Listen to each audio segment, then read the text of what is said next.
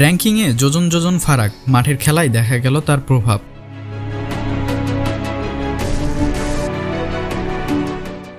FIFA প্রীতি ম্যাচে নিজেদের চেয়ে 100 ধাপ এগিয়ে থাকা চীনের কাছে 4 গোলে হারল বাংলাদেশের মেয়েরা। বসুন্ধরা কিংস এরেনায় তাই অভিষেকটা রাঙানো হলো না বাঘিনীদের।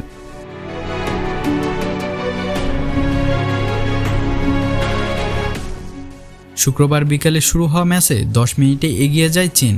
চাইয়াংয়ের পাস আফিদাকে ফাঁকি দিলে বল আদায় করে লক্ষ্যভেদ করেন হুসান। 19 মিনিটে মাথায় হুসানের হেডে অনায়াসে বল জালে জড়ান সিন উইন।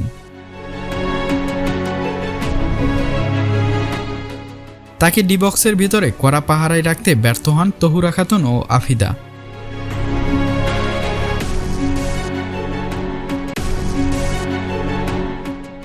দুই 0 গোলে এগিয়ে যায় চীন। 25 মিনিটে নিজের দ্বিতীয় গোলটি করেন হুসান, আর ম্যাচের 56 মিনিটে ফাঁকা পোস্টে গোল করে হ্যাটট্রিক পূর্ণ করেন হুসান। ফলে 4-0 গোলে এগিয়ে যায় চীন। ম্যাচের শেষের দিকে বাংলাদেশে কিছুটা সুযোগ তৈরি করলেও গোলের দেখা পায়নি কেউ।